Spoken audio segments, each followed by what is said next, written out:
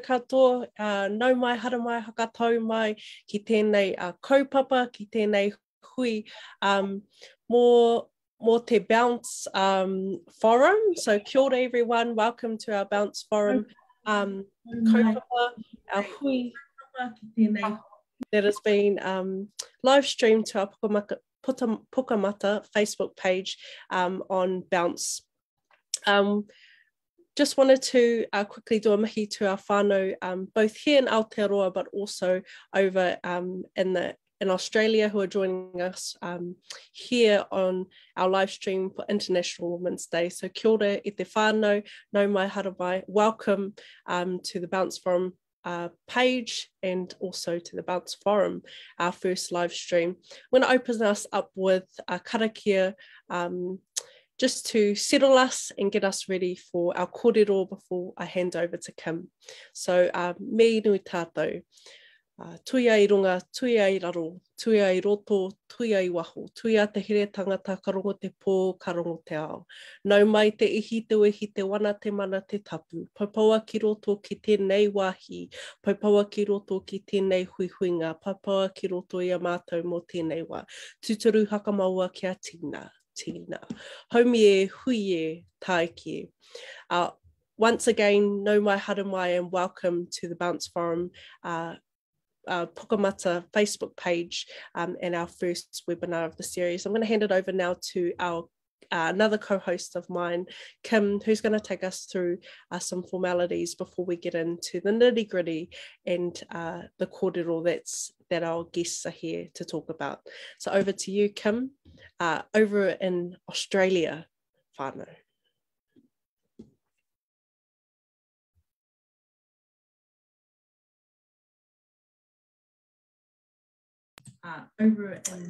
Thank you very much. I'm just noting that we do have an echo happening. So if anyone has their Facebook Live chat open, can we please just close that down so it doesn't reverberate through our sound systems? Thank you very much. I'm just noting that we do have an echo happening. So if anyone... Okay. Thank you very much, everyone, for being here with us tonight. And just in recognition that we are here in Australia, I'd like to thank you, Shanice, for your welcome and introduction and prayer. So in Australia, we also have a tradition of paying acknowledgement and recognition to our traditional people. And I'd like to recognise that from where I present tonight is the land of the Awabakal people. But I also recognise in Australia it's a pretty big country and that many people might be checking in from various nations across the land. And for some of our speakers, those nations are the Worimi, Wonnarua and Gadigal people. So I'd like to pay my respects to our elders, past, present and emerging, and to all Aboriginal and Torres Strait Islander people here with us this evening. So happy International Women's Day and welcome to the Bounce Forum, where we get to bounce ideas, thoughts and opinions on current topics of relevance. So today our topic is Break the Bias in recognition of International Women's Day. And this episode is brought to you by Aperture Hub, New Zealand World News, New Zealand Telecast, AoturoaAcademy and Seagold Solutions Limited. And it's also supported by Make Art Work and Indian Newslink. So in the context of International Women's Day, Break the Bias concerns challenging judgments and prejudice regarding our humanness, particularly that focused at women and matters of gender equity. So this evening we have 5 wonderful women guest speakers who have provided us with their time to speak on topics and thoughts and ideas around this. So some of the themes we'll be looking at concern forging women's empowerment, building workplaces where women thrive, elevating the visibility of women creatives, and empowering women's choice in health. So to begin, I'm thinking what we can do is briefly ask our guest speakers to introduce themselves and give us an idea of who they are and what they do. So starting in alphabetical order, we have Alexandra, Amy, Karen, Kat, and Natalie. So if one of you, so Alexandra, if you could briefly start by giving us an idea, an introduction to who you are and what you do. Thanks so much. Kia ora koutou. I'm Alexandra Davids and I am born and bred in Christchurch, New Zealand. Just a little bit about what I do. Currently, I am the chair of one of our community boards here in Christchurch. That's the Waikura Linwood Central Heathcote Community Board. That's the second biggest in New Zealand. I also chair Keep Christchurch Beautiful. I'm the immediate past chair as of a couple of weeks ago, Keep New Zealand Beautiful. I am a Resource Management Act Commissioner, Deputy Chair of a local school board.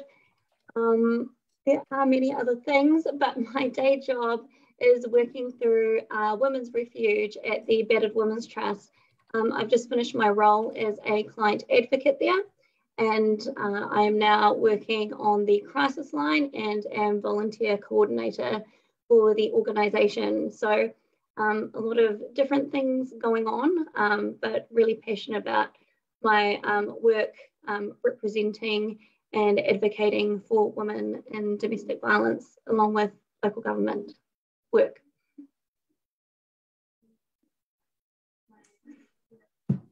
Fantastic. Sorry, I've got an echo happening at my end and I'm trying to manage it, so I might be like a little bit delayed in my responses. So Amy, if we could please have you introduce yourself and tell us a little bit about who you are and what you do. Sure. Thanks for having me here. My name's Amy V. I am predominantly a singer-songwriter and musician, and have been for about 20 years. And I kind of dabble in some other areas of the performing arts as well. But I also have a background in mental health. I worked in mental health for many years in sort of research and advocacy, and I'm currently the co-chair and board director for a music and mental health charity called Listen Up Music, which basically aims to empower people in our music community just through community building and connection, which is something that our industry often lacks. So I'm about to start a PhD, which will also be looking at how we can enhance musicians' mental well-being. And yeah, it's a real pleasure to be here with you all. Oh, but I'm sorry, I'm coming to you from a Awabakal country. So I'm just south of Newcastle in New South Wales. Fantastic. Thank you, Amy. I'm doing a bit of lip reading at the moment to figure out when people are talking and not. So we now have Kat Miller. Kat, could you please tell us a little bit about you and what you do? Yeah, hi everybody. It's such an honour to be here. I'm so grateful to be here. So I'm Kat Miller. I'm the founder of a business called Amplify Your Influence. So I help service-based business owners to grow more influential businesses, predominantly women. I grew up in Auckland in New Zealand, but for the last 10 years I've lived in Sydney, and I'm really passionate about helping people live a life of freedom on their own terms. So whether that's starting a business, starting a side hustle, having a voice in an area that they're passionate about. Freedom's a really big part of what I do. I used to run a personal development event for women called Unleash Your Freedom, and really looking at what are the things that are holding us trapped, what are the things that we can control, and how can we create a life of not only success but fulfillment, and whether that's being able to make the choices that we want to make, whether that's working from home, having children, not having children. I'm really passionate about that conversation of living a life that is truly authentic to you. So thank you for having me here. Thank you, Kat. And Karen, over to you. Please let us know a bit about you and what it is you do. Ka pai, nā mihi nui kia koutou, nā mana wahine o tēnei rā. It's really, really great to be joining you all this evening on this really important and special day. So my mahi that I do, I have been the Deputy Chair of the Waitemata Local Board, which covers the CBD in Tamaki Makaurau, Auckland. So I served half term as the Deputy Chair. I'm now a board member. I was also the co-chair of Violent Free Communities, which is based in West Auckland, and founder of a charitable organisation called Mana Aroha, which provides global opportunities to Māori and Pacific Island rangatahi around the world, mainly sending them over to places like London. That was after I did around 10 years over there, and wanted to encourage our next generation by providing those opportunities for them. So I'm still currently on the local board and also working at Oranga Tamariki, managing some of our amazing NGO contracts across the country, like Bernardo's and Youth Horizons Trust. Kia ora. Thank you very much, Karen. And Natalie, please introduce yourself and tell us a little bit about what you do. Oh, I feel a bit inadequate coming up against all of you guys of what wonderful, wonderful things you're doing for women. I'm just a little bit more small scale in that I'm a naturopath. So I prescribe herbal remedies and supplements. And I would have to say in my field of natural health, that predominantly my clients are women. I don't get very many gentlemen through the door. I would like to see more of those, and they are slowly starting to come. But yeah, predominantly I see women and help them with all aspects of their health, you know, everything from hormonal issues to anxiety, stress, lifestyle, you name it. We're kind of like general practitioners, I suppose, in a sense, but we prescribe different types of medicine. My background is beauty therapy, so I guess in that industry I dealt with a lot of women too, and I think I've found in both of those industries you also become a bit of a counsellor because people connect with you on an intimate type of level. So I suppose in a way I have more of that one-on-one contact with people, and hopefully am a soft place for them to fall if they need a listening ear.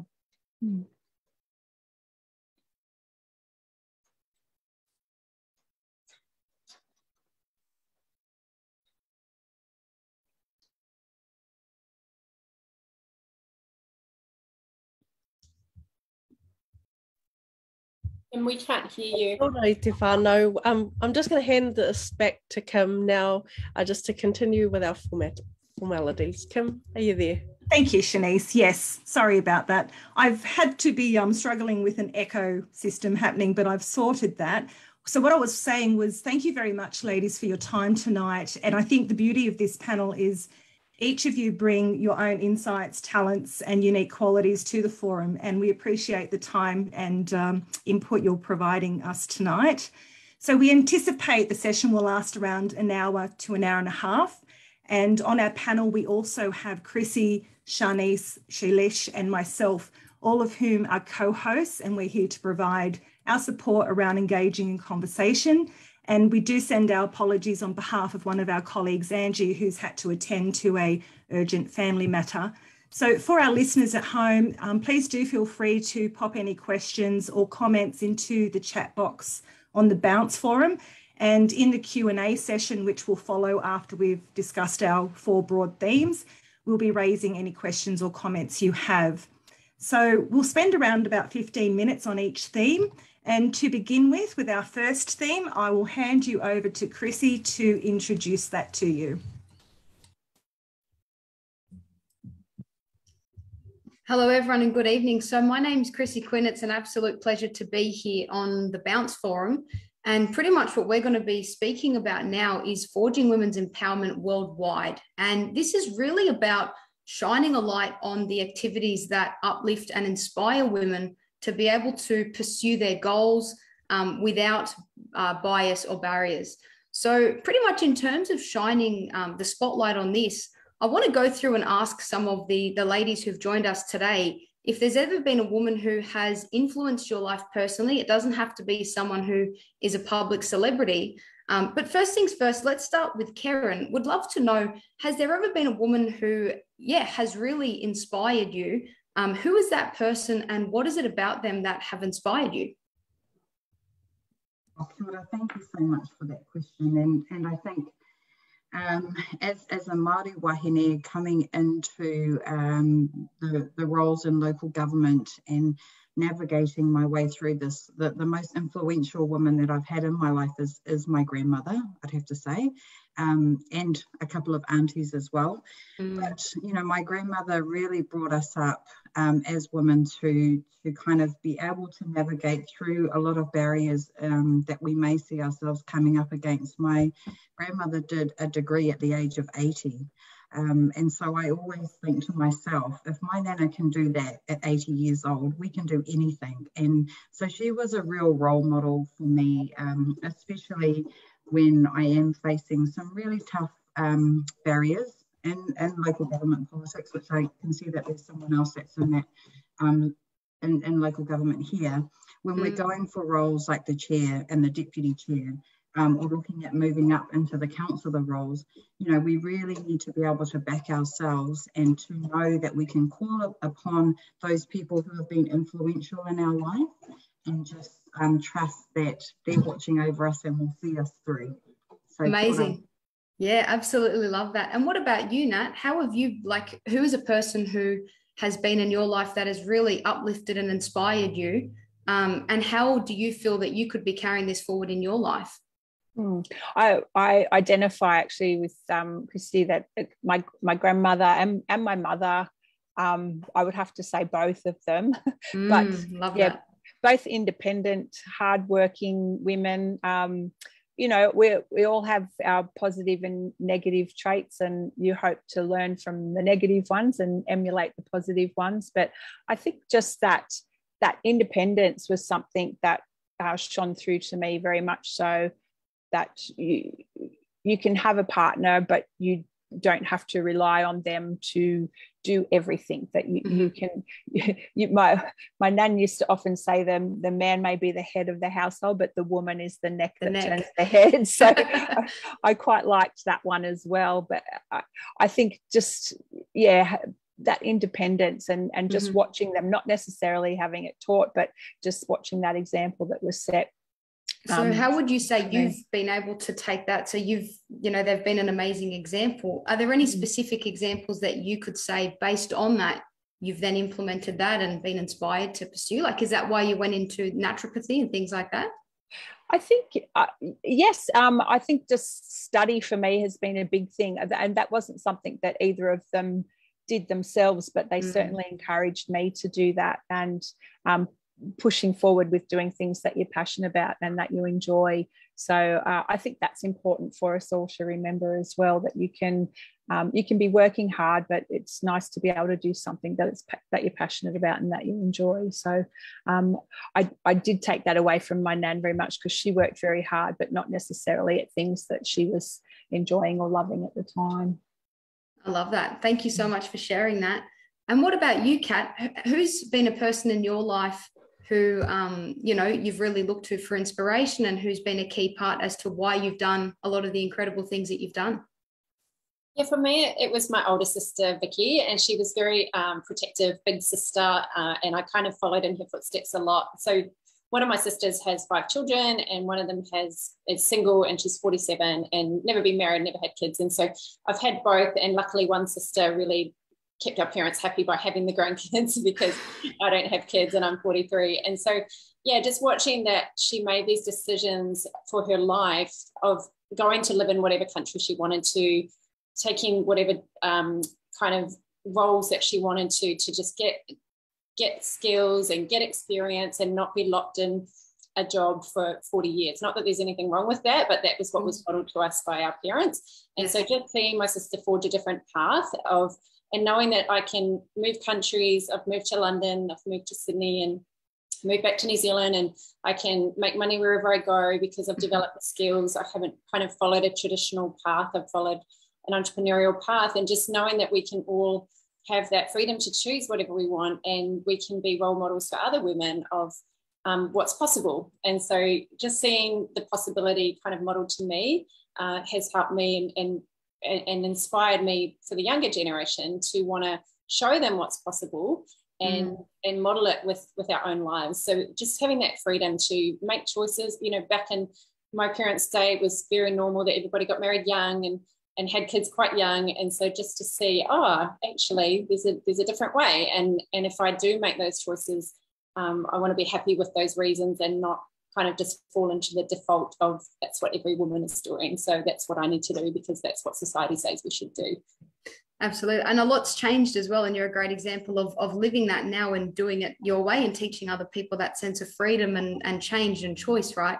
Within your journey, Kat, while I've got you as well, like, have you ever experienced times where things have taken place where there were challenges? And has it ever nearly gotten in the way of you pursuing that goal or dream?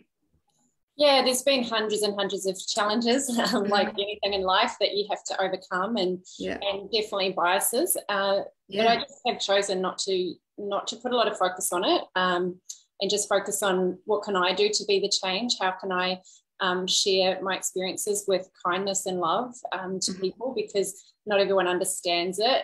Sometimes people react and say things that, you know, I could easily take offense, and sometimes I have, and I've had to work through that type of thing of like, who do you think you are? And different comments. Of course, we all have comments over the years, and some are more hurtful than others. But I think the greatest thing that I can do is just stay in my calling, stay in my purpose, and just keep the blinkers on and keep being the change that I want to see, and just stay on purpose, and not let that bring me down or rob me of the experience of the full freedom of the life that I want to have. Absolutely. Love that, Kat. Thank you so much for sharing. And Alexandra, we'd love to hear from you now. Like, who's the key person that has really inspired you, and that you've, you know, potentially taken into your work and life? Oh, kia ora, thank you for that. I found this question actually really hard, and I feel a little bit bad now because I'm not going to say a family member, although my mum has been a magical, amazing mother that's brought up 3 children by herself. Props, mum. But my person that's really influenced me, and this is probably a little more recently, is Dame Adrian Stewart. Now, I hope she doesn't mind me saying this. She probably won't watch this, but she's 84, 85 years old, and she's just so energetic and amazing and fantastic, and still rocking around, helping people in the community, advocating for the arts, putting her time and energy into other people, and being that really like a very inspirational person within the community, not only in Christchurch but throughout New Zealand. And I felt very lucky to have her as almost a mentor for myself. She's always got so much advice, and obviously she's been around for a wee while. So so much to learn from her. She's always a very positive person, but she is somebody that really advocates for younger people pushing themselves and making moves in the world, like in whatever profession they want to be in or are in, just really pushing them to be a better version of themselves, and looking at who she can connect people with who help younger people kind of pursue their dreams. So for me, that's been very inspirational because, you know, going through local government and a lot of governance positions, I see younger people coming through. Like, I feel quite old now, and I'm, what am I? Mid-30s. So I feel quite old in that position now because we have so many amazing young people coming through. But for me, I like to be able to share my experiences and have that kōrero with them, to try and teach them things that I wish that I had learnt when I was first getting into it, but showing them that as a young person, you can actually do some pretty awesome things. You don't just have to sit there and listen to the old dudes around the table. So it's like passing the baton, right? Especially if it is younger people, it's passing that baton, and they've got even more opportunity to start at an earlier age. So she's passed it on to you, and now you're able to pass it on to people at an even earlier age, which is incredible. Yeah. And they're way more amazing than younger people coming through. So love it. Thank you, ladies. I think that's a good segue into our next component is, you know, how do we take these influences from the women most close to us and create workplaces that thrive? So I'm going to hand over to Shanice to ask our panel of guest speakers questions around this topic. Thank you, Shanice. Kia ora, kam ngā mihi, and awesome kōrero, a good way for us to start our lead in, I guess, and it's always hard to get those first questions in. Everyone's a bit nervous, but now we're sort of rocking and rolling. I want to start, I guess, with Kieran, and just ask, you know, being wahine Māori in an organisation, what's it like just to be Māori, be wahine in business? in an organisation like the one that you work in? Oh, kia ora. Oh, look, I think this is the time, I believe, in our generation, or this time where people are becoming so much more open to Indigenous wahine moving into these spaces and taking leadership roles. So, you know, I have to say, in terms of the mahi that I'm doing, I'm always thinking about very good succession planning for wahine Māori, and ensuring that if I am going to move into the next step, that we've got more Māori wahine that are coming into that space that can take on that leadership role. And I think that's really important for all of us that are in those spaces where we're a minority, that we continue to build the numbers up, and we continue to, you know, to show our Māori wahine that we can be across all those spaces. And I'm so glad to say that just recently, we've actually proven that we can do that in terms of one of the boards that I am on at the moment. There will be an official announcement that will be coming out soon around that. But I think it's really, really important that whatever space we are in terms of us being minority, make sure we're bringing the next generation or the next leaders through as well while we move into other areas. So kia ora. Oh, kia ora, and congratulations for that up and coming role that hasn't quite been announced yet.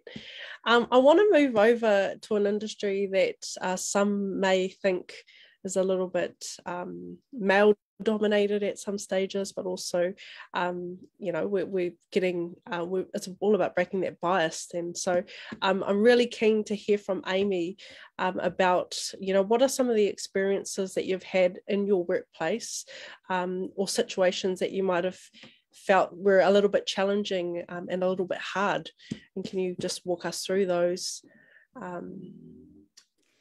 Yeah, you're absolutely right, Shanice. It is still a very male-dominated industry, although obviously we have seen a lot of change in that over the last, in the 20 years that I've been doing it even. I'm definitely seeing some shifts, and I'm seeing a lot of incredible work being done by women and girls. I could probably talk for hours about some of my less pleasant experiences of being a woman in the music industry, and Kim and I have had many, many chats about this over the years. I won't go into those kind of details because I think it's important that we continue to look forward, but it is challenging, and there are certain things, I think just culturally there are things that need to change still.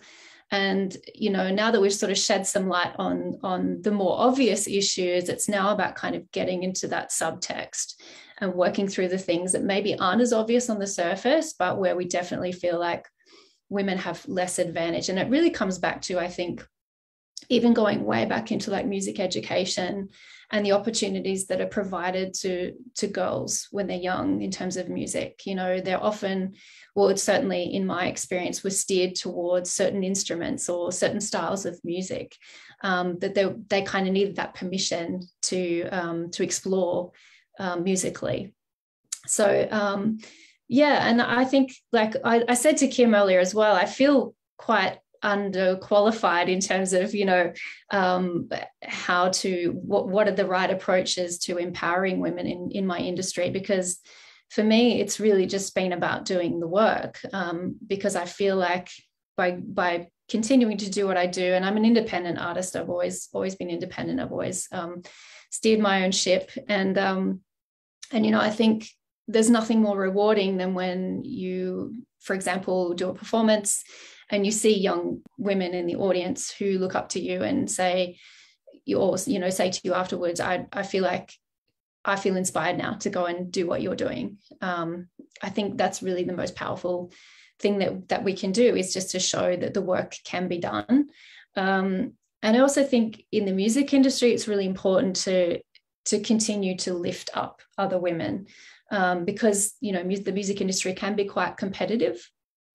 And I think, I've learned over the years, the more that I encourage and empower other women you know, the more rewarding it is. And that's one of the things I love about the work of Listen Up, is it's really about building this sense of community. We're all in this together. We've all got our own strengths, and we all bring something different in terms of our creativity and our art. We don't have to be like anyone else. We can just be ourselves, and we can be authentic, and there's beauty in that. So I would really like to see more women being empowered. And I mean, I have to say, again, I feel underqualified, because here I am sitting here as a white woman, you know, in a cis hetero relationship, and, you know, and I'm not middle class, but, you know, I'm comfortable, and I have a family, and, you know, I'm educated, and there's a lot of things that I feel like my voice, there's probably too many of my type of voice, and maybe we need to hear a few other voices in this space. So yeah. Oh, well, thank you, Amy. And, you know, we say he mahi rangatira here in Aotearoa. So, you know, it's the job of a good leader, and that's, you know, that's the way that you can pave for rangatahi, for youth, to be able to get into those industries, because we saw them to be industries where, you know, we were more glamorized as the background girls rather than the leaders in the music industry for quite a while. And so you're stepping out into the light for not only yourself, but for others, all those young ones that are coming through. So I really appreciate and thank you for your kōrero, your whakaaro. I really want to go to Kat now, because I know that she's a really good entrepreneur, and she's got a lot of knowledge in this business, in the business entrepreneurial space. So I just want to ask Kat, you know, in terms of what can we do to help wahine thrive, or, you know, women thrive in business? What does that look like? What do you think businesses or organizations can do to expose just women in general a little bit more?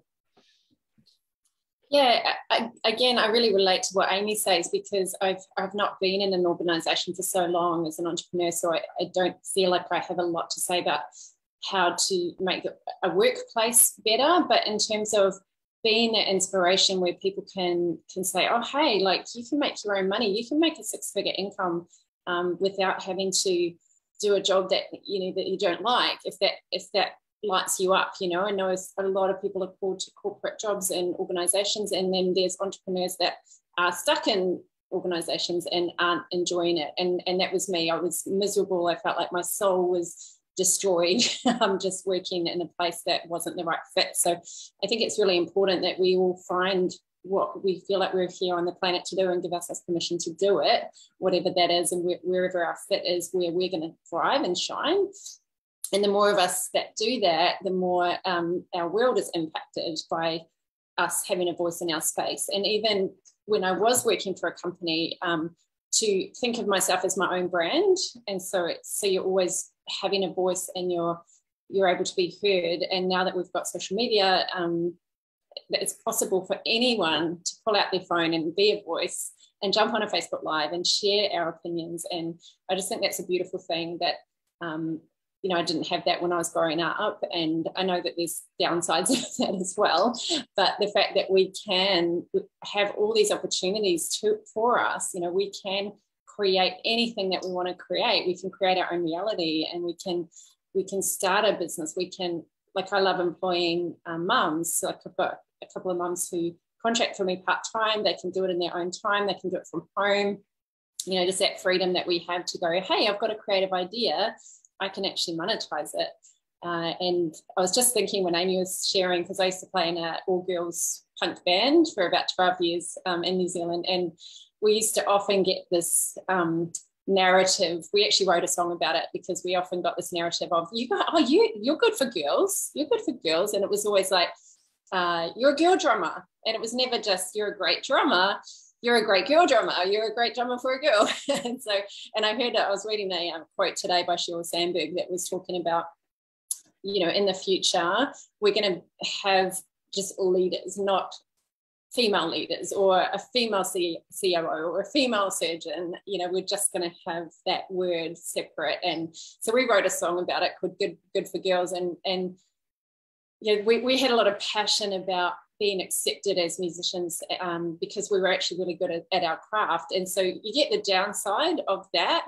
But I was talking about it to Lani Purpose, who's from Elemento P. She was the bass player of my band, and we were just talking about this conversation today. And we used to get really angry when guys would say, oh, can you carry, guys would offer to carry my drum kit for me, or they'd offer to like do the gear. We're like, no, we're fine. And we just had this real kind of anger about it, and passion came out in our music. But then we just got to a point where it was like, we don't have to be like that. We can actually accept the masculine and the feminine. We've all got different mixes of each, and we can be okay with going, oh, hey, actually, yeah, that would be really great if you carried my drum kit. I don't need to prove that I can do it by myself. So how do we help women? I think really embracing who we are, being authentic. Great leaders have a great mix of masculine and feminine, I believe. I read a book called Compelling People, where he talked about, there was a big lot of research done. I think it was some New Zealanders that did the research, and they studied really compelling people, compelling leaders, people who had a lot of influence. And they talked about great leaders have a great mix of strength and a great mix of warmth. And women leaders who have a great mix of strength and warmth, and male leaders that have a great mix of strength and warmth are compelling. And whatever mix we are, being able to show up authentically as we are, so that our voice can be part of the conversation and we can all balance and make the world a better place. Well, that's awesome. And some really great gems for our whānau that are listening to take away, to be a voice, to be heard, because that's what everyone is asking for on all levels. And so ngā mihi to all of our everyone. I'm sure everyone's got input that they want to put into this space, but I know that time is moving on, and so I'm going to pass it back now to Kim, just to move on to our next segment. But thank you for all of our speakers that have shared their whakaaro so far. Thank you, Shanice. Appreciate it. So our next section is about elevating the visibility of women creatives, and we've kind of touched on that a little bit just now. However, I was thinking in terms of creative, I'm not sure what it means to every person who's creative, but for me, I tend to think of women as being creative by nature, whether that's nurturing existing life or creating and birthing new life, or creating podcast sessions like we are tonight, or whether it's just engaging even in domestic affairs and making a comfortable home or creating a meal. So I guess the question I'd like to draw each of our speakers into is whether you identify as a creative type of person or not, what are the ways you create in just your everyday life and also the work you do? Starting with Alexandra, please. Kia ora, thanks. Yeah, this is something that I've not thought a lot about because I don't think I necessarily consider myself as a creative. But I think in the past I have been more so. I think I've just taken a path in life that is perhaps not as creative as I used to be when I was younger. But I guess the way I am more creative nowadays is through my social media presence and politics. So I've found in politics it can be very dry a lot of the time, and we have quite a lack of engagement. And what I've found being a younger woman in politics is that you can create some really interesting content that gets people excited about what you're doing. And I think that's just being very open to the fact that as women, we can be a little bit more exciting at times and a bit more creative in what we are doing. So I like to try and create interesting videos for my constituents that get them interested in some of the most boring matters in our city, because as local government representatives, we're kind of looking after things like rubbish collection and fixing roads and looking after parks, and they can be super, super boring.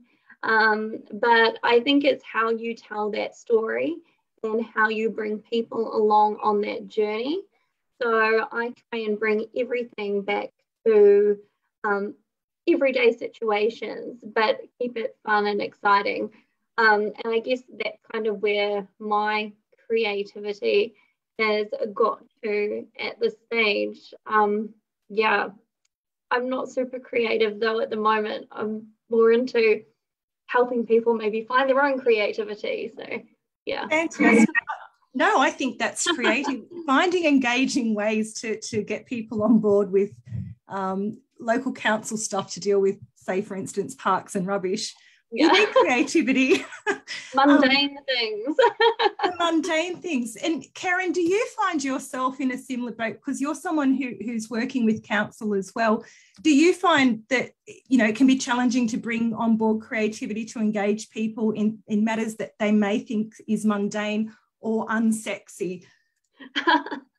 Yeah, no, definitely. I think it's so important to you know, to really make sure when we are in those spaces that we're kind of focusing on our why, because it can be a challenge to be sitting through those really long meetings, which have traditionally, you know, had our middle-aged white men, I think they call them stale male men now. There's like a phrase that's used, and actually, you know, one of our board members does refer to that phrase every now and again. He just says if people want to actually vote for someone else that's not a stale male, then go for it, you know. And he's really open to actually putting that up front and out there for us as women that are in that space. So yeah, I think now that we're getting more comfortable and we're able to really show people that you can still manage being a politician, you can still manage being a mother, you can run a household, or you can pay someone to help run your household. You don't have to do everything in terms of still be that traditional woman from the 1950s that would have to do the cooking and cleaning, and not take on, you know, management roles or run a business. You know, I mean, I'm in property investment, I'm in politics, I'm in all these different areas, which, you know, sometimes when you do come into that male space and you talk about those things, they're like, oh, that's a little bit too scary. But we have to be really proud and know that we are influencing the next generation of women coming through to show them that they can do it. And they don't have to be that 1950s woman. We can actually manage our families and still bring up some really lovely, energetic children. Absolutely. Yeah, it's about not committing to the box that we're pre-assigned, I guess, but about challenging that. And just getting back to the space of being creative. So I know that we have 3 of our guest speakers with former lives, or one's actively living in creative world. But I know Natalie and Kat, you have also had histories in the creative space, as I have, and also Amy. And getting back to those challenges that can happen in those spaces and what we'd like to bring into that space moving forward. I know for me, I was once asked by a band to fill a spot for one of their female singers, and, you know, we just need eye candy, they said. And I remember thinking, oh, well, you know, hopefully I can sing. So that's, I guess, the space I'd like to challenge in terms of the creative arts, is that women are considered as contributing members in that space. How about for you ladies? What are there challenges you'd like to put forward to society to say, I'd like to see this specific thing challenged here?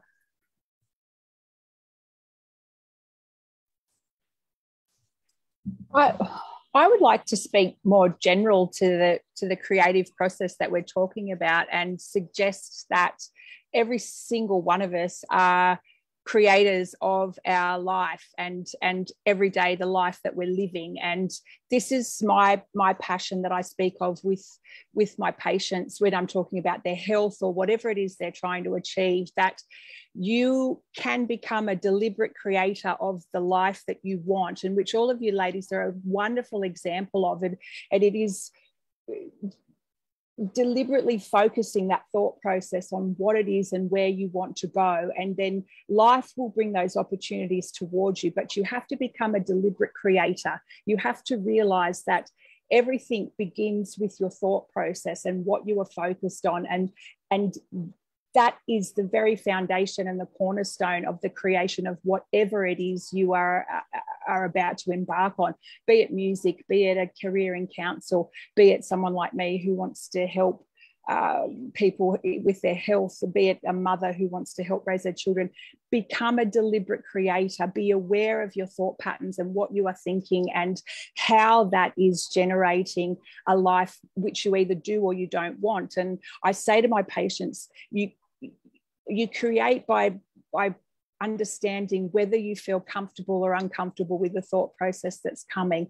And if it feels comfortable in here, then go for it. If it feels uncomfortable, that's your signal to stop. You may not enjoy what you're about to create if you're creating it from a place of discomfort in here. And so I guess if I could impart anything with regard to the creative topic, that would be my piece of advice for young women out there. I think that's very insightful. It's about using that visualization process to see the direction in which you wish to follow and head.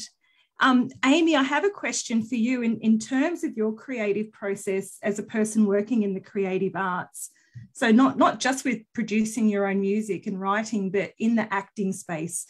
What ways do you use visualization to bring into a reality a script or what you're hearing in your mind? It's a really good question. I guess what I'm always looking for is truth.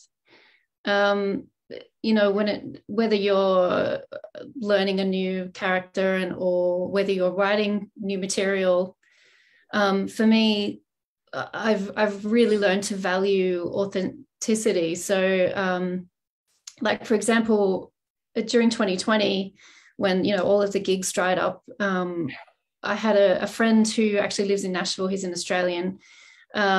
He put a call out to a bunch of songwriting friends of his and said, I'm putting together this little online song club just so we can kind of keep flexing our songwriting muscles through all of this, because we're all just sitting at home, waiting for the gigs to come back. And he said, we're setting up a challenge. You have to write a new song every week. We'll give you a theme. You can use it or you cannot use it. It's up to you.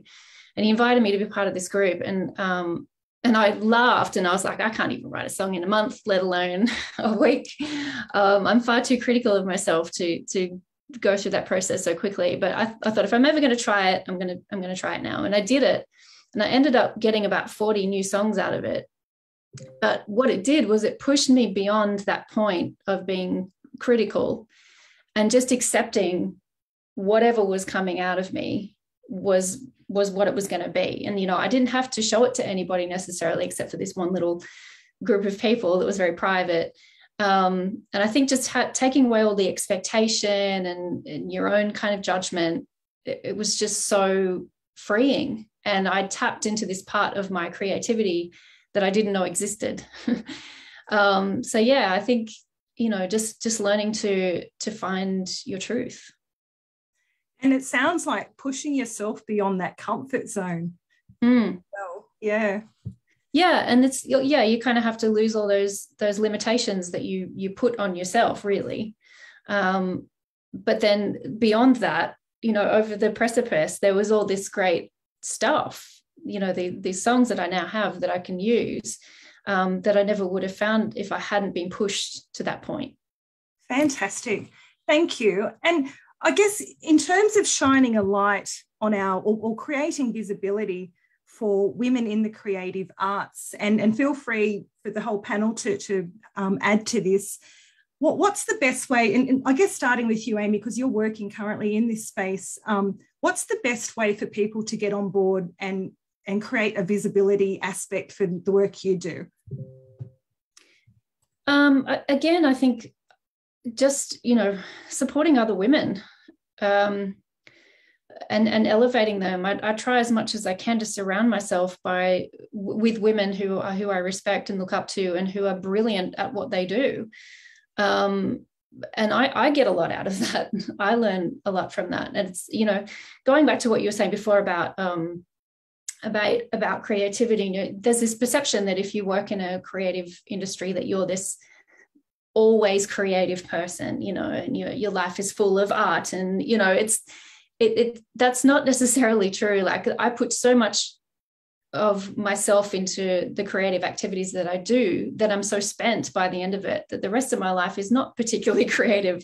But one thing I try to be creative about, and I was thinking about this while you were talking before, is compassion. I try to be creatively compassionate. I love hearing other people's stories, and I love finding ways to tease stories out of people. Yeah. And so I think, for me, that's how I help to empower, or try to help to empower other women, is to kind of, get them telling their stories more authentically, I suppose. Yeah. Fantastic. Thank you. And do we have any of our guest speakers, in terms of shining a light or creating greater visibility for women, whether they be generating works of art or working specifically in the creative space? Do we have any ideas on how we can create visibility around that and support each other?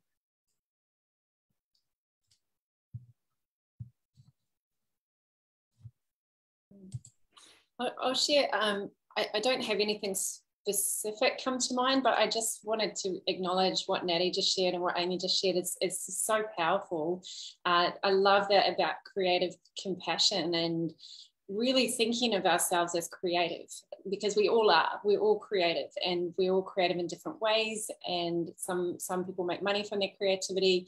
But even if you don't think of yourself as creative, you're problem solving every day, you're thinking about how you can influence people around you, how to make the world a better place. And I think being able to think, how can I organize myself, my knowledge, my thoughts, my ideas into a way that's digestible for other people, whether that's writing an article, writing a book, writing a song, however we organize our experiences, our stories, so that they're available to other people. And the more that we do that, and the more that we support other women in that, like, I love supporting other women who write books or write albums, whatever it is, to get behind them and support them, because we're encouraging creativity, and that breeds more and more creativity. And I love what Natty said about just being that creator of your life, and also thinking, what do I want to leave behind as well, as my legacy? What do I want to create, that if something happened to me, God forbid, there's something that I've left behind? And maybe that's building people, or your children, or the people around you. You don't need 1 million followers to have an influence in the small, circle that you're in, to be able to think, okay, going into the situation, how can I encourage this woman? How can I say, hey, you know what, you can do it. You don't have to succumb to the self-doubt, the limiting beliefs that are holding you back. If you want it, you can do it, go on after. And I really don't think we can underestimate the power of encouraging each other. Even if your girlfriend thinks, you think, oh, she's just rocking it, of course she knows she's amazing. Well, maybe she just needs to hear it today. Absolutely, that gift in words and being each other's beacon. I totally agree with that. And one thing I think women are doing really well, from when I was a young woman to now as a middle-aged woman, supporting each other, collaborating, facilitating interactions. I think our schools are starting to do that particularly well these days. Can I just add something as well to that? Absolutely. Just like in a super practical way, because whilst I don't consider myself a creative person, I've got a lot of friends that are creatives, and I know that they have really struggled over COVID times. And like, whether it's COVID times or not, it is getting that support from whoever, like friends, whānau, and their communities. And I think, like, really practically, we need to be sharing people's content on social media. We need to be going to exhibition openings. You might hear that your friend has an exhibition opening, and you're kind of like, oh, well, everybody will pop along to that. They don't need me. I think it's about being mindful of the people that you know, and their gigs that they have on, actually getting in behind and supporting, because I think nowadays we kind of have this mentality that actually somebody else will be there and they've got enough people, so it'll be fine. But actually is being very aware of the fact that we need to be sharing all of our creators' stuff that we like if you don't like it, I wouldn't suggest share it. But those people that you know and love and you know it's going to help them survive as well. You know, paying bills nowadays is a tough thing. But if you can jump in behind those people and share their work so more people can get the opportunity to love it as well, then I think that's a really important thing, just super practically. Yeah, no, absolutely valid point about getting together and cross-promoting, supporting our fellow colleagues, women in business, and sharing each other's points, definitely. So I'm just mindful of our next topic is due, and I would like to hand over to Shanice to introduce the next topic and ask some questions. So mind-blowing to hear some of the kōrero that's coming through. And I just know that that these are gems to be shared with not just ourselves that are watching this, but also extended whānau. You know, it's about sharing the knowledge that we have. So I thank you all for your contributions that have been made. Never forgetting though that the creation of wahine, you know, of tangata, you know, comes from wahine as well. So in that physical sense, we also create life. And so something to really be reminded of and empowered with that, you know, that all life comes from wahine, comes from women. And, you know, where the first lot of creation begins as well. I really love the next topic. Next topic that we're going to talk about is Haora, our health, and really just wanting to get to know or guess what empowering women's choices and health looks like, how we can help our other wahine that might be on a Haora journey that isn't as good as others, how we can encourage them in the space of looking at their own health. And so I really want to first off go to Nat, who is working in that health industry through sort of naturopaths, which is here in Te Ao Māori is a form of rongoa. So I'm really interested to hear, I guess, your whakaaro on you know, what are some of the biases around health for us, and how you might see those as challenges for wahine, for women.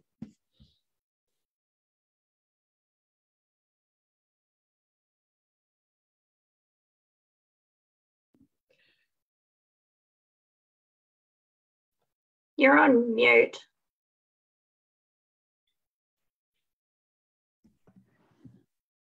Kia ora, Nat. Hang on a moment.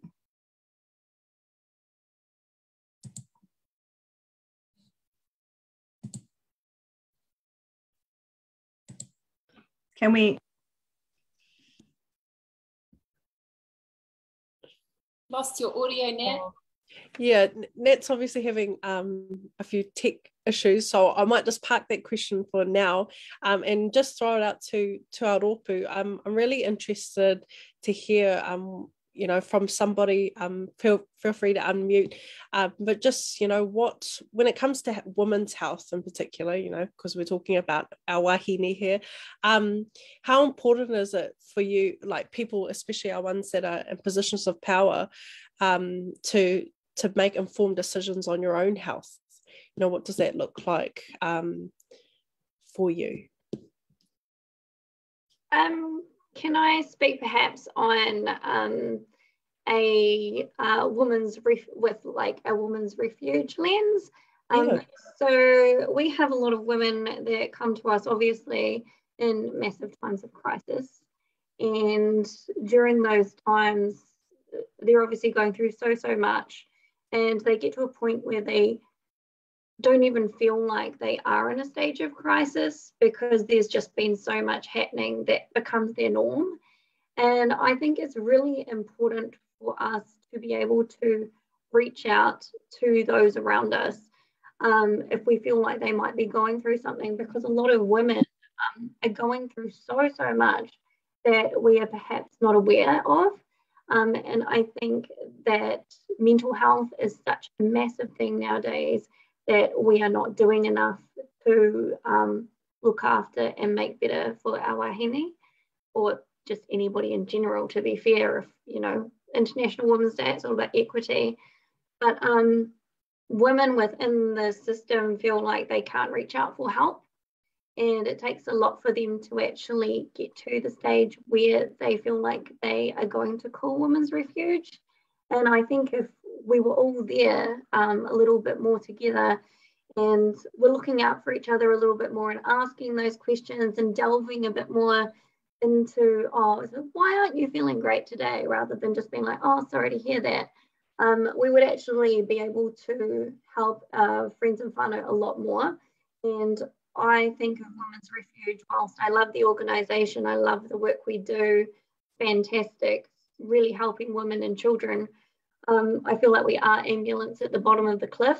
And I think as citizens of the world, we have the opportunity to help that process not get to the place where women have to call Women's Refuge. If we have more support from those around us, then perhaps that wouldn't be our last point of call, sort of thing. So my thing with women's health is trying to have those open conversations with women where you feel that somebody's displaying something that might not be so positive, really getting out there and asking those hard questions, because we all have the opportunity to help each other. Oh, kia ora, Alexander. That's definitely, a very hard-hitting topic when it comes to not being able to say that we're not okay. And, you know, not just wahine do it, tāne do it as well. I know I've got a grandfather that never used to go to the hospital. He used to wait until he was nearly, you know, dead before he would go there, because he just didn't want to have to ask for help from anybody. But you know, being in, you know, sometimes some of my whānau have been in those positions, knowing that we have to help each other, because, you know, at the end of the day, that's what whānau is, and that's what friends are. And so, you know, I encourage you, I know I work on the Youth Line board, and we do mental health check-ins with just our friends. You know, I post on social media in my stories, and, you know, highlights and all those different things that we have now on social media, just to check in and say, hey, what's up? How you been? So yeah, I really appreciate the whakaaro that you have of that. It looks like Nat's unmuted now, so I'm just going to go back to the first partai that I had, and just hear your whakaaro now that you're unmuted, Nat. Thank you. Can you hear me now? Yes, we excellent. I swapped headphones. I think from the perspective that I'm coming from, most women are saying to me that they're just not being heard. So if they are brave enough to actually speak up and seek out help from the allopathic sort of way of things, a lot of the time they're not being heard. And I think that's where natural health and naturopaths and herbalists and nutritionists and massage therapists, all of that sort of thing, that we're good listeners, and it's part of our training that we listen to all of our patients, be they women or men. But I think that's the biggest one, that they're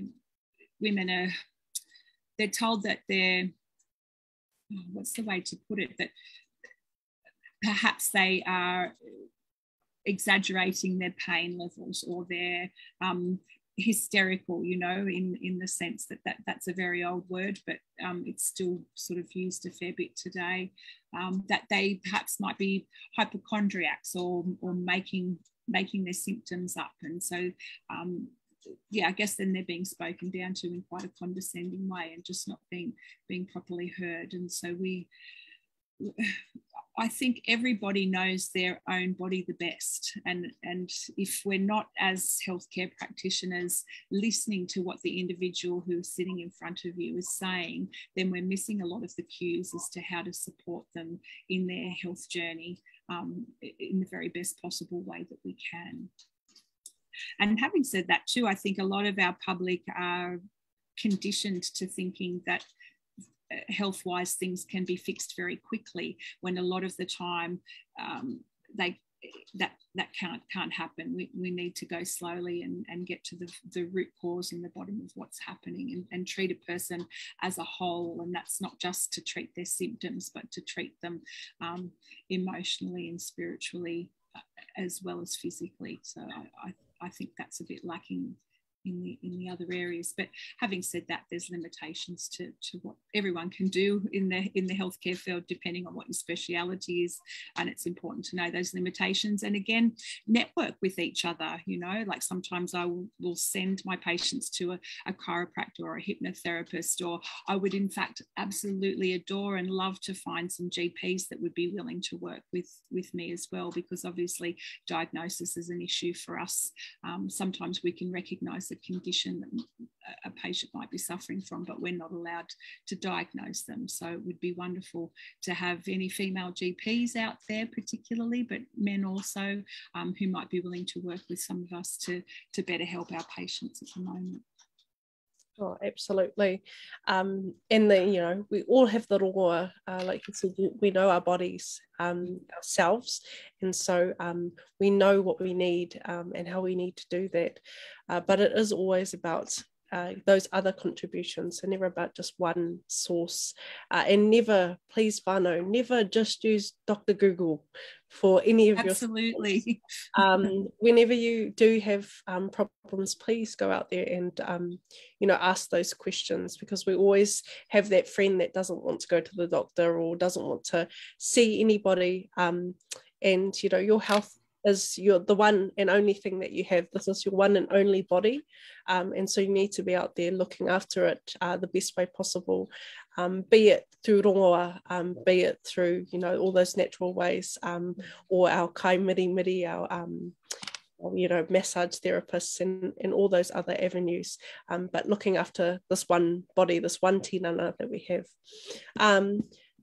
I just want to do a quick popcorn round and hear from every speaker, if they can just unmute. I just love really one tip, one really quick tip or thing that whānau can do for their health, or that you might do for your health. And I'll start meditation. That's my thing that I do. Just picking up from where you were at with mental health, I think for women particularly, just prioritizing your health, because for a lot of us, and I can't speak for everyone, but something I recognize in myself and my friends is that we tend to put the other people in our lives first. You know, I have 2 small children, so you know, if there was a problem I perceived as a health problem with them, I obviously would go and try and get help for them straight away. But when it's me, I tend to deprioritize it. It goes further down the list. So I think it's really important that you make the time and you give yourself permission to look after yourself. And, you know, it's the whole the oxygen mask thing. You know, you can't look after other people if you can't look after yourself first. So, yeah. Absolutely, Kim. One of my catchphrases is self-care is not a luxury. It just is not a luxury. And people often come in and they say, oh, but it costs so much. And I'm going, but this isn't a cost. This is an investment. It's an investment in you and your health. If you are not at your optimum and your peak and everyone else is relying on you, what happens then? So absolutely, self-care is not a luxury. And any tips from you, Kieran, Kat, or Alexander? Yeah, I'd like to just add just very quickly that for me, coming from being a personal trainer and always be moving in the gym and being strong and feeling fit, and now sitting on a laptop a lot of the day, we've all heard that sitting is like the new smoking. Yeah, just encouraging everybody just to keep getting up and keep stretching and keep moving our body, keeping the blood flow, because we just can get so sedentary sitting behind our computers, and nature is so healing and soothing. And so, yeah, just really, like Amy said, prioritizing it, and it's not a negotiable. It just has to be an appointment in your calendar, just like anybody else that we would honor a client session, for example. So putting yourself in the diary and honoring it. Awesome. Alex, your tip for whānau to look after their health?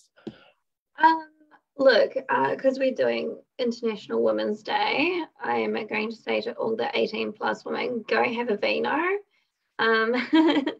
sit down and have chats with your friends, family, and just unwind a little bit. I think sometimes we take ourselves a little bit too seriously, and that can lead to some terrible mental health. But, you know, if you have the opportunity to sit down, have a laugh, have a giggle, explain your issues and woes, like just talking about things makes things so much less. And yeah, so my tip would be have a vino every now and then, not too much. Yeah. And what about you, lastly, Kieran? Last but not least. Yeah, no, I agree with what Alex said. It's for me, it's always making sure we make time to fill our cup up. You know, we are just continuously so busy with so many different things, and you know, as Amy also mentioned, we prioritize our tamariki and everyone else before us. But you know, sometimes it actually feels like you have to book in time with your really close friends to actually fill your cup up, which is crazy, because I still remember the days where you would just drive over to someone's house and literally just wait in their driveway if they were out, and be like, okay, I'm here waiting to have a cup of tea with you when you get back. But now it has changed a lot in terms of being able to have that face-to-face contact with our nearest and dearest friends and whānau. It's sometimes we're having to book like a month in advance just for a 2-hour cup of tea catch up. So it is really important that we make that time to fill our cups up and to continue to do that whilst we're forging ahead in all of the amazing mahi that we're doing. Oh, awesome. Some really great gems and tasks for our whānau to go out there and do. After this, you know, check in on your whānau, set some alarms and remind yourself to have that time. Me and my partner call it a wainanga, or where we have wine and wānanga at the same time, or we have sparanga. So we sit in a spa pool and we have wānanga, which is a conversation, weaving conversations. So some really good times in those spaces. I'm going to pass it on to Kim for our last sort of formalities before we get into our Q&A. So back over to you, Kim. Thank you, Shanice. So basically all we have left is our Q&A. So I've checked our chat box online, and please, anyone who's listening, if you have specific questions you'd like to pose, now is the time.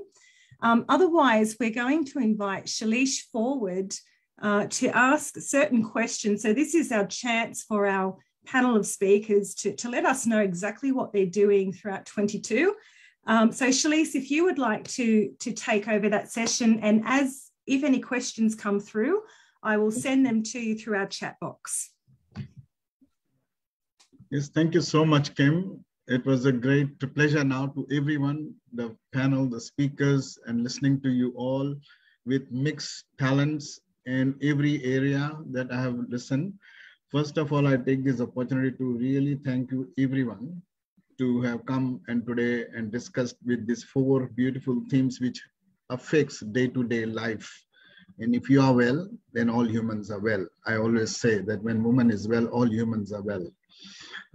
So that's one thing. And our topic, Break the Bias, is very interesting. And this is a bounce forum that we have created. And I wanted to just take this opportunity to become a voice for the woman and become a voice for the humans through these topics that we have come through. And so we have passed the first hurdle, I can say, that break the bias. So we have created this event by breaking that first step. I wanted to also thank some of the listeners who are listening, and want to say hello to Ivanka, Antonella, Hannah, Karen, and Cheryl who are watching us.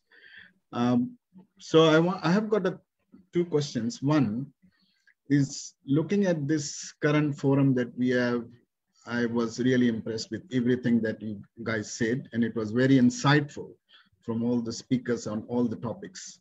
And what a topic we have chosen is all related to our day-to-day journey. So I wanted to just see what's your coming up 2022, and how do you like to see from all of you? What would you like to highlight to our audience with all these beautiful topics that you have shared with us today, what's your coming up in 2022 for each one of you that you would like to highlight to the audience, basically? That's my first question. So you can say what is coming up for you.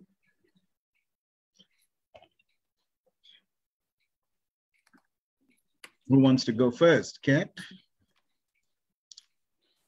I think you've thrown us a bit, Shailesh. I think we're all a little bit stunned mullets right now. Are you? Can you hear me? Yeah, we can hear you. I think we're just thinking. Okay. What's coming up? I don't have like anything major coming up. I'm hoping to do a lot more in-person events because I really miss those. I'm sitting in my home office kind of itching to be out and about more. So we're starting to open up here a little bit more in Sydney. So I'm looking forward to being out there more and more networking events and getting out into the city more and more. And things are shifting, things are changing, which is good. You know, we've been really rocked over the last 2 years. So yeah, I'm looking forward to getting out there and, like Alexandra says, having a few more vinos and supporting local businesses. Yeah, that's cool. What about you, Alex? Alex has been involved in a lot of community work. So you're never short of work. What sort of 2022 looks like for you? Yeah, so I'm carrying on with day-to-day work, but I've actually changed my day-to-day work to night work, so I can have more time during the day to do more work. So it's going to be pretty full on, but I think, well, look, we've got election year this year coming up for local government, so Kieran will be doing fun things. So it's never a fun time in election time, but it can be entertaining and always a challenge. And yeah, I don't know, sometimes it can be fun, but yeah, just getting out there, meeting people, getting good stuff done for the community. So I'm pretty excited about this year, to be honest. And it's going to be a challenge, but there's always good things that come out of challenges. So more opportunities than challenges. That's my 2022. I don't know. Follow my Facebook page. For creatives, what will be your message and what's coming up for you, Amy? For the creatives, it has been a big challenge since COVID. Yeah, I'm trying to cram in all those things that I've wanted to do in the last couple of years, but haven't been able to. So I've got lots of live performance stuff planned. I'm also booked into the studio in April to start doing some recording of all these songs that I've been writing. But in terms of, you know, my charity work, a lot of the work that we do really hinges on live events. So we're really excited to be running some music festivals in Sydney and Melbourne and Canberra and Brisbane, all coming up in the next couple of months, which is super exciting. And we've got lots of stuff planned for that. So, and I'm about to kick off my PhD research too, which is huge. So I'll be very busy. Yeah. What about you, Karen? What's your 2022 going to be looking like? Yeah, so similar to Alex, again, we've got the campaigns coming up, but I'm actually looking forward to it in a way because I've done 2 campaigns over 3 years. So I do feel like it will be really a positive. I'm hoping for it to be a positive experience because I think, you know, as long as we focus on our why and regardless of what the outcomes are, we know that there's a number of outcomes that could occur, but just facing those challenges in our mind and knowing that we're doing it for the right reasons. So yeah, I think initially when you come into politics, there are so many anxieties around whether you're going to get elected and things like that. And then you get to a point where you're actually like, I'm doing this for the right reason. And I do believe that what comes out of this will be really great. So yeah, just feeling more settled and balanced across the board and ensuring that I do still prioritize looking after myself as well as doing all the other things that we do. Yeah, I wanted to pick Nat on the last because mental health is one of the keys since COVID has been highlighted, or maybe you can say it's obvious looks like, rather than what people perceived prior to COVID. So in that space, what do you think 2022 would be? I think when I talk to my patients about mental health, and I have to be careful how I speak here because I'm not a psychologist or a counsellor or a GP, but when I talk to a lot of them and they come in and speak to me about things that are going on, I try to reassure them. I think that a lot of what they're feeling is actually normal, and it's a normal response to whatever it is they've had going on at their life at the time. A lot of them, their cups are overflowing, and they've got 3 kids and they're studying and they're supporting their husband, and you know, this is even pre-COVID as well, but and they're saying, oh, and I'm being treated for anxiety and I'm on medication and things like that, and I'm going, but it would be normal for you to feel these emotions with having so much going on. So, you know, it's important to acknowledge that and to maybe pare down and take a few steps back and look at things and congratulate yourself for the wonderful job you're doing. And I think, like one of our speakers was saying earlier before, maybe delegate some stuff and to help your own mental health. Try to not take on so much and look at spaces where you can delegate some of those responsibilities so that you're not feeling so overwhelmed and so anxious and with all your responsibilities. I think as women, it's wonderful to I have to choose my words carefully, to strive for equality and all of these things. But at the same time, some of us make a rod for our own back in that we don't know then how to manage everything that we've taken on. So how is it that we share that load, particularly for young mums and people who decide to go on and have children? Because it's like you take on this extra responsibility, but you don't relinquish anything else. And so I think that delegating becomes a very important part, and allowing other people to actually do things, you know, and being able to step back and take your hands off and let them do stuff and make their own mistake with it. Does that make sense? Yeah, I think that's the proper end. You said allowing people to be a part of it and be, as Kim also mentioned, collaboration is one of the main thing that people have forgotten. They want to take everything on their own as commitment, and particularly when woman juggles 100 things and they think that this is their responsibility or this is their only thing. But allowing everyone to participate is one of the key, what message you said. And not feeling like you are in some way inadequate or failing because you need to share those responsibilities about. Become a good delegator. Yeah, I think that sums it up very well. So I think just my second and the final question is, like, what do you see after this, listening to all of you and topics that we have created, this Kim, building workplaces where women thrive, elevating the visibility of women creatives, and empowering women's choice in health. All of these topics, when it comes to our forging women's empowerment worldwide. So the break the bias is one of the key ingredient of this. So how do you see as becoming a voice or breaking this icebreaker, that what can we do or what can you do, and how is the collaboration participation you see at, so that we don't fall into this bias mode, basically? What would be your main one voice, one tip, or how to, like you said, for mental health, yes, allowing yourself is the key. Co-collaboration, support, getting support. So break the bias is also has been traditionally or system-wise, politically or socially, community-wise, there's a lot of work to be done, right? What do you think one thing that you could like to see as a positive change? That's a very big question. Is that directed at me specifically or everybody? No, it's for all. It's all for the panel. I think we have to be careful that I'm going to play devil's advocate here and be careful that we don't swing too much the other way. No. I was speaking to a male friend last night who is in an industry that's been male dominated, and he's actually finding his workplace now becoming female dominated, and so the men are starting to leave. And so I think I think we're walking a fine line in some industries now, and and a certain type of woman starting to dominate was his comment. So I have to be careful to choose my words, but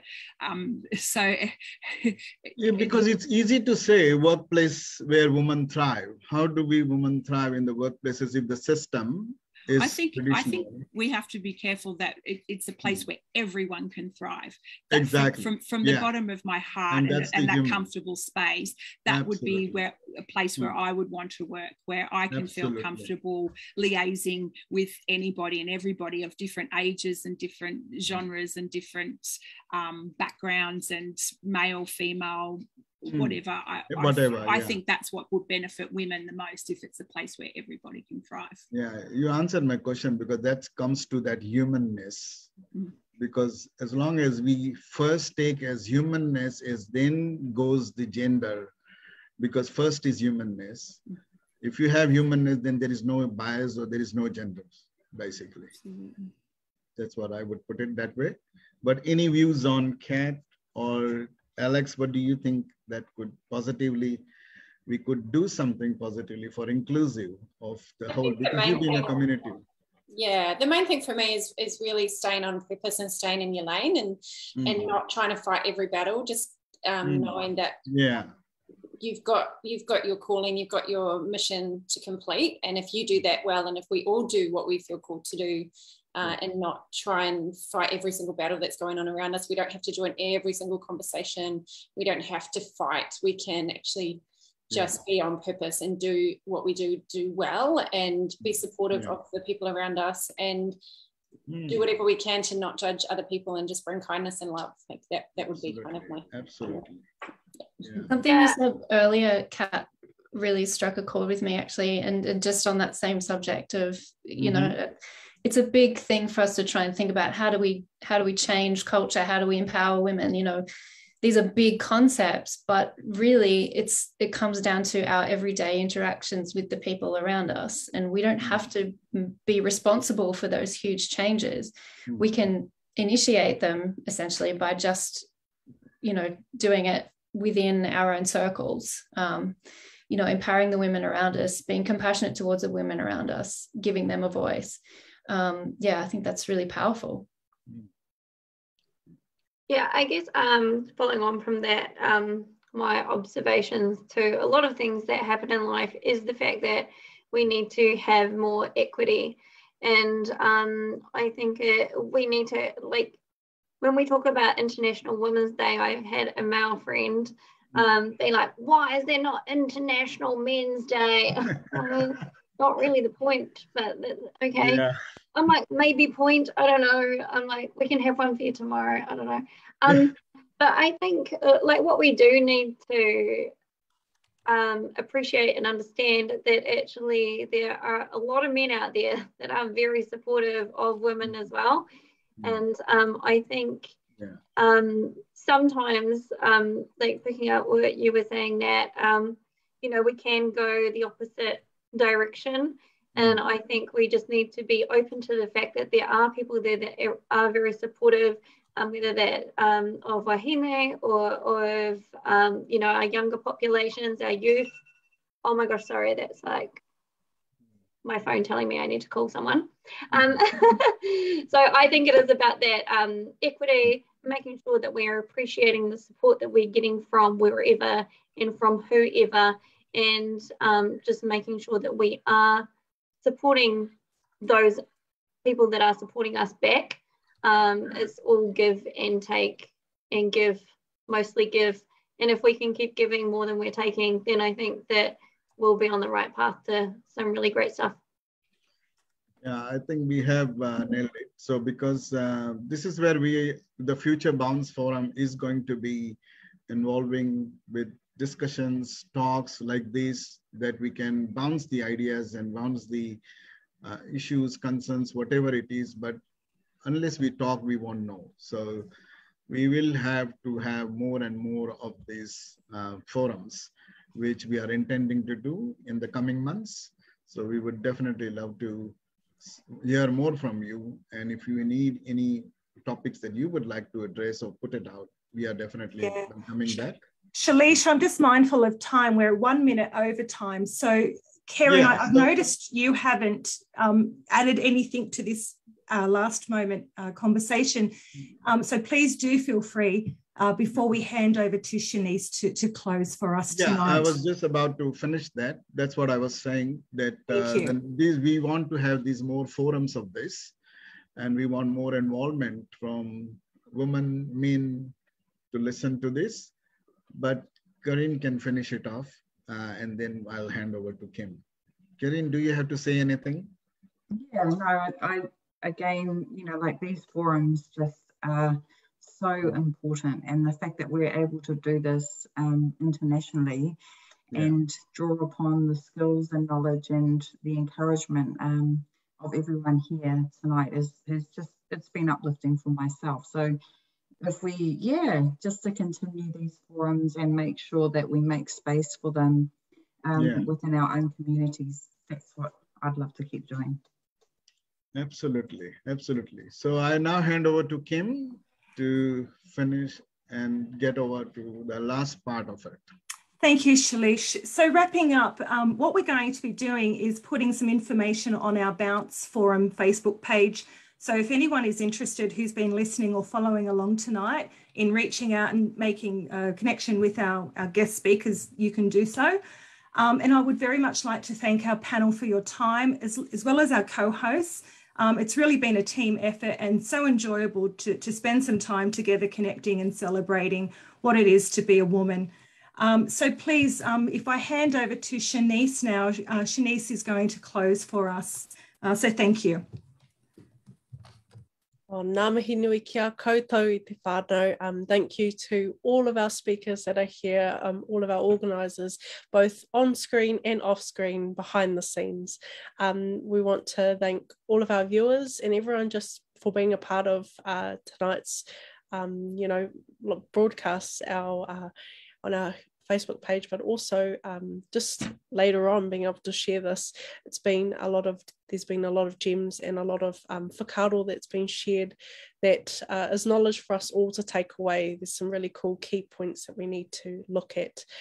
So I just want to thank you again for everyone for being here tonight for our International Women's webinar that we've had.